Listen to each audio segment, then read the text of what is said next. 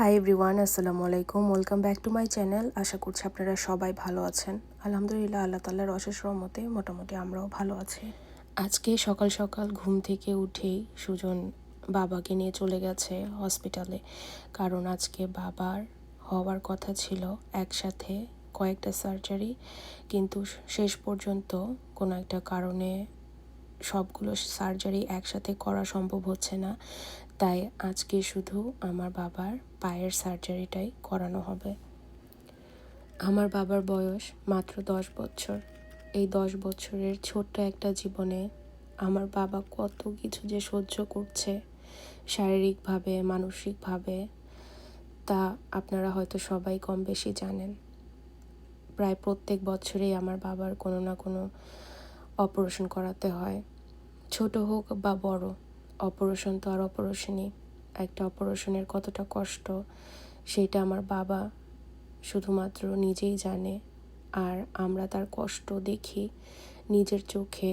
এই যন্ত্রণাটা যে কি তা হয়তো অনেকেই একটু হলেও অনুধাবন করতে পারে।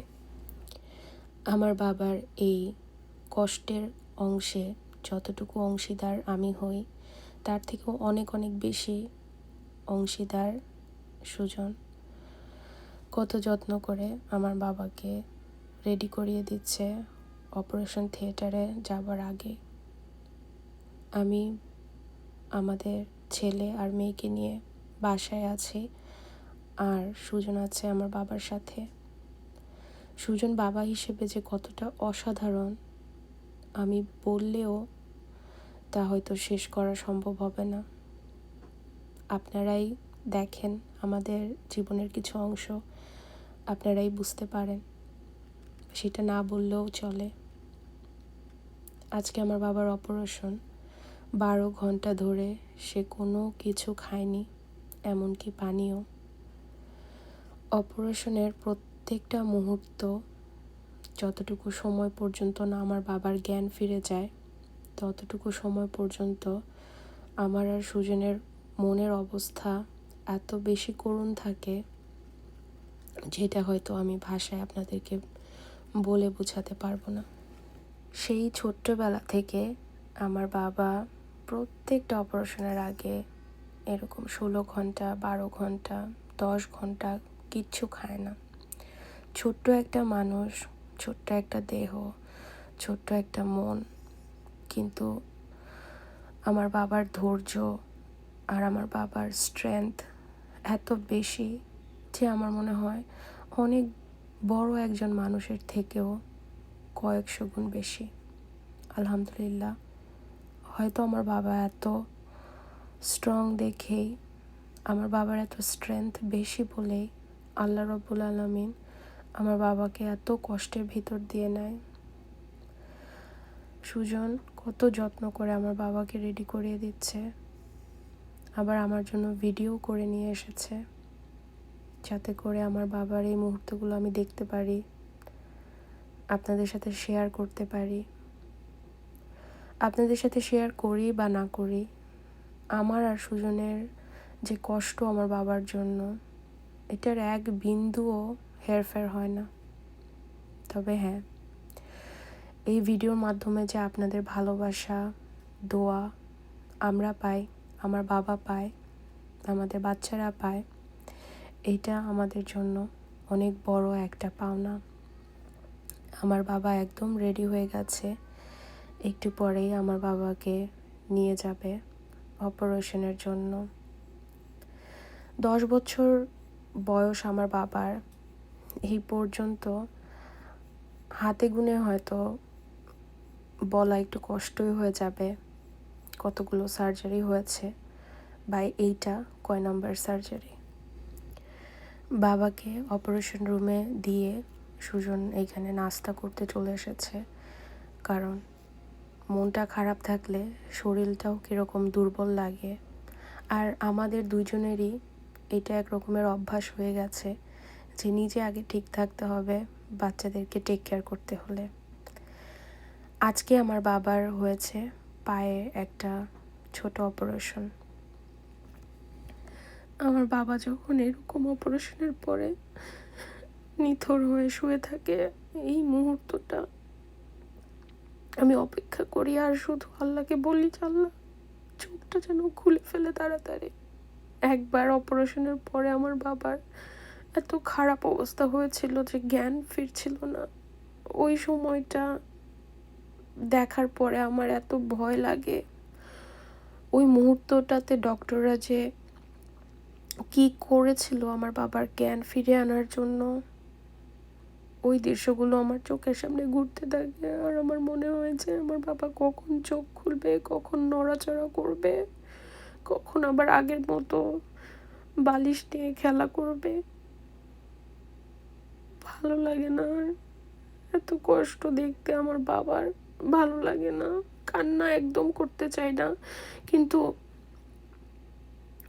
আমার বাবার ব্যাপারে কান্না এমন একটা ব্যাপার হয়ে গেছে আমার জীবনে যে আমাকে আর চাইতেও হয় না কান্না করতে। আমার বাবাকে এরকম দেখলে আমার এমনিতেই আমার বুকটা ফেটে কান্না আসে। আমার মনে হয় যে আমি কান্না করতে করতেও আমার কষ্ট আমি হালকা করতে পারতেছি না। আমি কান্না করে কুল পাইতেছি না, আমার কষ্টের ভার এত বেশি লাগে। আদ্রর স্কিনটা না একদম মাখনের মতো, কোথাও কিছু লাগলে এত দাগ পড়ে যায়। এই যে নাকটার মধ্যে জাস্ট অল্প একটু সময় মাস্ক লাগিয়েছিল, নাকের মধ্যে দাগ পড়ে গেছে। মাঝে মাঝে ভাবি এত নরম শরীরে এত কষ্ট কিভাবে নেয় আমার বাবা। আমি যখন আমার বাবার দিকে তাকাই আমার জীবনের কোনো আফসোস, কষ্ট, কমপ্লেন কিচ্ছু থাকে না। কারণ এই ছোট্ট একটা শরীর এত কষ্ট পায়, এত কষ্টের মধ্যে যদি একটা মুহূর্ত ভালো লাগে বাবার, উঠে বসে পড়ে, বসে টিভি দেখে, খেলা করে, বালিশ খুঁজে, হাসে, একা একা নড়াচড়া করার চেষ্টা করে। তখন মনে হয় যে আল্লাহ তো আমাকে সুস্থ একটা শরীর দিয়েছে, তারপরে আবার কিসের কমপ্লেন, তারপরে আবার কিসের কষ্ট। আদ্রর অপারেশনের মুহূর্তগুলোতে যদিও আমি বাসায় থাকি, কিন্তু সারাটাক্ষণ সুজন আমাকে ভিডিও কলে রেখে আদ্রকে দেখায় আদ্র কী করছে কি না করছে, কখন অপারেশন রুমে দিল, বের করলো, একদম সব কিছু আমাকে ডিটেলসে বলে। কারণ সুজন জানে যে আদ্রর ব্যাপারটা আমার জন্য কতটা গুরুত্বপূর্ণ। এখন আদ্রকে রেডি করিয়ে নিচ্ছে, আদ্র একটু পরে বাসায় চলে আসবে। আদ্রর যদি খুব বেশি প্রয়োজন না পড়ে অপারেশনের পরে হসপিটালে থাকার, তাহলে আমরা সহজে আদ্রকে হসপিটালে রাখতে চাই না। কারণ আদ্র অনেক আরামপ্রিয় একটা মানুষ। আমার মনে হয় ও নিজের বেড পেলে, নিজের কমফোর্ট জায়গা পেলে বা আমাদের ঘরে ও অনেক বেশি আনন্দে থাকে, সেফ থাকে এবং ও অনেক বেশি আরামে থাকে। কারণ আমরা ওই পরিবেশটাই করে রাখি যে আদ্রর আরাম এবং আদ্র সহ আমাদের আরও 2 বাচ্চার আরাম সবার আগে। কারণ এই ঘরটা আমাদের 5 জনের মিলেই। আমরা 5 জনই যদি এই ঘরে আরাম না পাই, শান্তি না পাই, তাহলে ঘর আর কিসের ঘর হলো। তো সেই জন্য আমি সব সময় চেষ্টা করি বাবাকে যত তাড়াতাড়ি সম্ভব হসপিটাল থেকে বাসায় নিয়ে এসে তারপরে বাদবাকি আমি আর সুজন তো আছি 100%-এর বেশি আমার বাবাকে দেওয়ার জন্য। আমার বাবা প্রত্যেকবার ক্যানোলা করতে গেলে এতবার পোক করতে হয়, কারণ সহজে ওরা ভেন খুঁজে পায় না। অনেক বেশি এক্সপার্ট না হলে দেখা যায় যে বারবার পোক করে করে আমার বাবার হাতে ক্যানোলা তৈরি করে।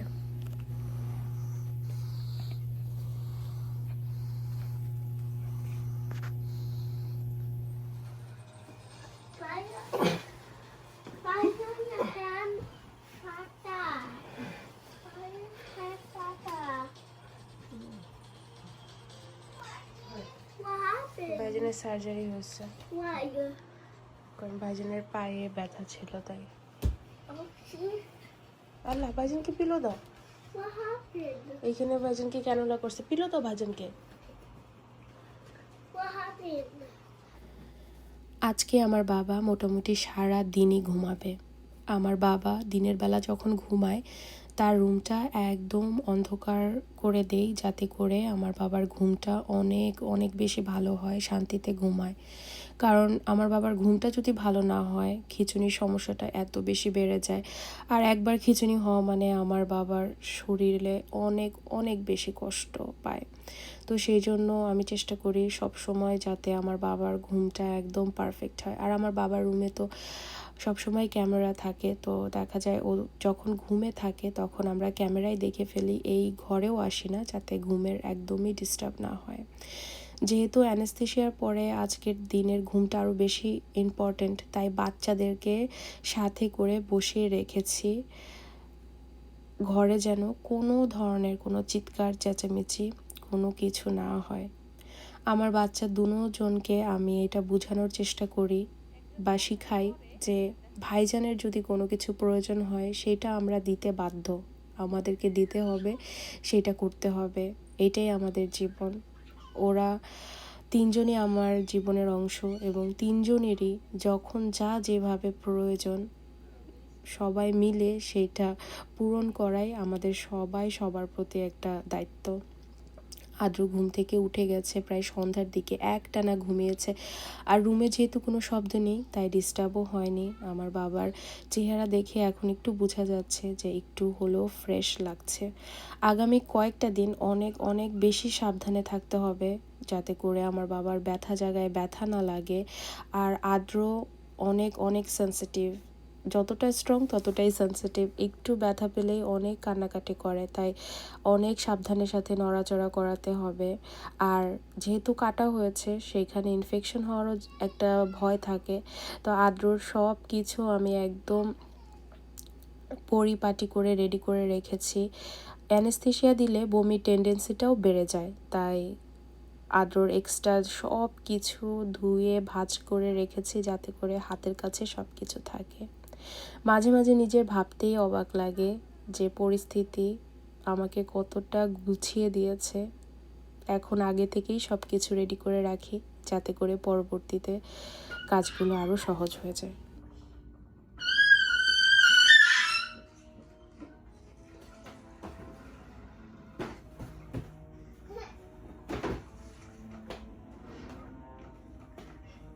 আর ঘুরো না, মাম্মি পড়ে যাবে তো।